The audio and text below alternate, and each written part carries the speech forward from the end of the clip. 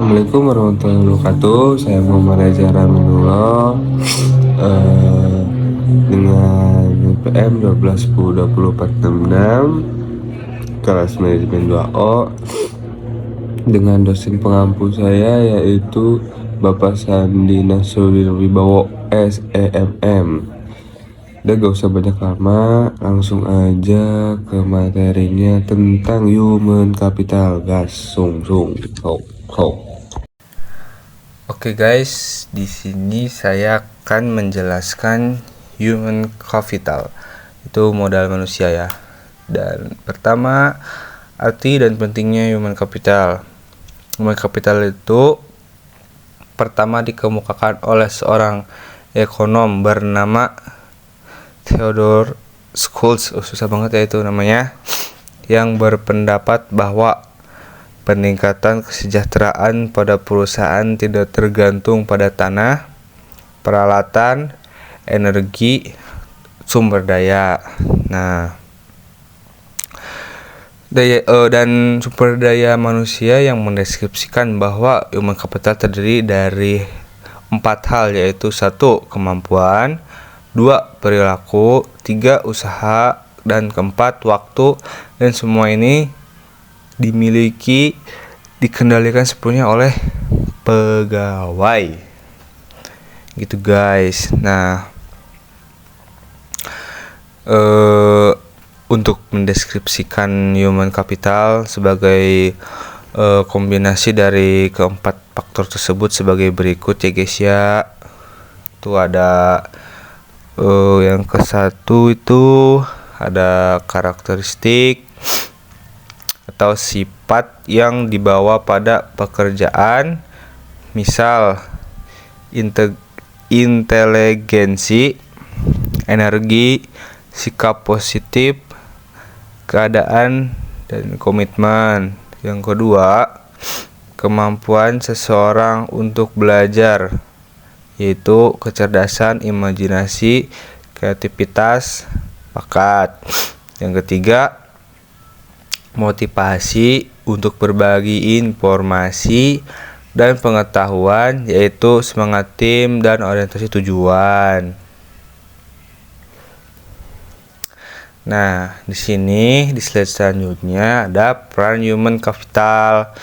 Nah, yang di sini ada sebagai kunci keunggulan organisasi. Nah, kunci keunggulan organisasi terdiri dari 3 kelompok utama dari aset perusahaan, yaitu ada 3 ya guys. Ada aset finansial, ada aset fisik, dan ada aset tak berwujud. Nah, teman-teman tinggal baca aja guys yang di kanan berarti ya. Nah, karena ada hubungan kompetensi karyawan dengan human capital. Nah, dalam meningkatkan kompetensi karyawan, tantangan utama yang harus diperhatikan yaitu kompetensi harus sesuai dengan strategi bisnis dan kompetensi perlu diciptakan melalui lebih dari satu mekanisme. Nah, di sini ada 5 cara untuk meningkatkan kompetensi karyawan, yaitu 5B. Buy, yaitu membeli; build, yaitu membangun; borrow, yaitu meminjam; bunch, yaitu melambung; bind, yaitu mengikat. Nah, ke slide selanjutnya guys, ada transformasi peran divisi SDM.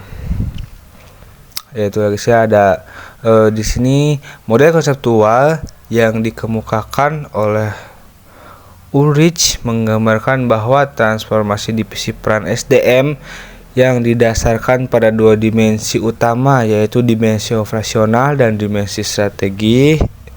Dari 2 dimensi ini muncul 4 peran SDM, yakni strategi partner, administratif expert, employee champion, dan change agent.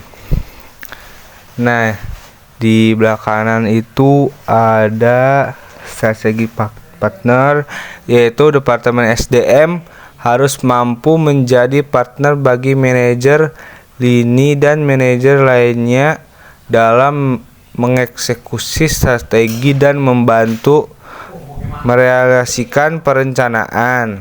Nah, yang kedua ada administratif expert, membantu tercapainya efisien administratif dan memastikan bahwa kos dapat dikurangi dan kualitas tetap terjaga secara kontinu. Yang ketiga ada employee champion. Departemen SDM harus dapat menunjukkan komitmennya terhadap manajemen dan pada waktu yang sama berusaha meningkatkan kontribusi,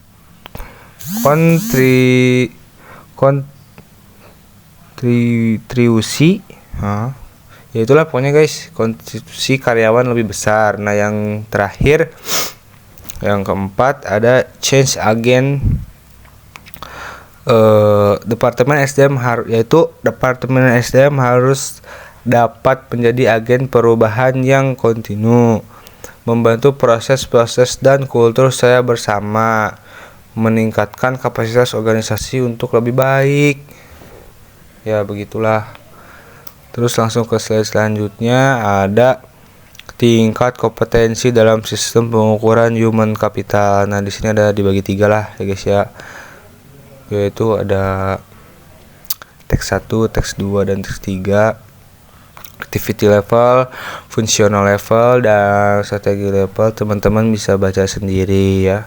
Nah, dari ketiga tingkat kompetensi di atas diketahui bagaimana melakukan pengukuran nilai human capital pada ketiga tingkat tersebut, dimulai dari tingkat korporat dalam unit bisnis fungsional. Nah, tingkat terendah yaitu aktivitas dari divisi SDM. Untuk mengintegrasi sistem pengukuran tersebut menjadi sistem yang kohesif dalam suatu jalur yang lebih dari 3 tingkat, dan pada masing-masing tingkat terdapat aktivitas yang dapat diukur beserta hasilnya. Nah, di sini selanjutnya ada perubahan paradigma karyawan. Nah, sini ada pandangan perusahaan yang hanya pada kos saja dalam pengelolaan human capital harus ditinggalkan. Artinya, investasi dalam SDM dipandang bukan sebagai biaya saat ini, melainkan investasi aset masa depan. Nah, langkah perusahaan mengubah pola pikirnya. Nah, itu ada 3 ya guys. Teman-teman bisa baca sendiri. Nah, selain itu tantangan juga datang dari investor jika mereka membutuhkan informasi untuk membuat keputusan tentang SDM, sehingga mereka memiliki gambaran perusahaan komprehensif dan dapat memprediksi kemampuan perusahaan dalam menciptakan nilai di masa depan. Di slide selanjutnya mengidentifikasi human capital. Dua hal yang mendukung kontribusi investasi dalam human capital ke dalam perusahaan. Pertama, karyawan dengan human capital tinggi lebih mungkin memberi layanan konsisten dan kualitas tinggi. Yang kedua, ada pelanggan potensial dapat menggunakan kualitas human capital dari karyawan perusahaan sebagai alat penyaring untuk memilih layanan yang mereka sediakan. Untuk keberhasilan perusahaan, proses atau bisnis apapun tergantung pada 3 keterampilan. Nah, ada 3 keterampilan ya guys, yaitu commodity skill, leverage skill, dan yang terakhir ada proprietary skill. Teman-teman bisa baca sendiri ya. Mungkin segitu saja dari saya menjelaskan materi tentang human capital. Selebihnya mohon maaf ya guys. Semoga teman-teman paham dan bisa lebih dimengerti. Terima kasih. Terima kasih yang sudah menonton videonya. Semoga nyaman, semoga paham. Maaf kalau masih ada banyak kesalahan. Mungkin ya mau dimaafkan lah ya. Terima kasih. Assalamualaikum warahmatullahi wabarakatuh.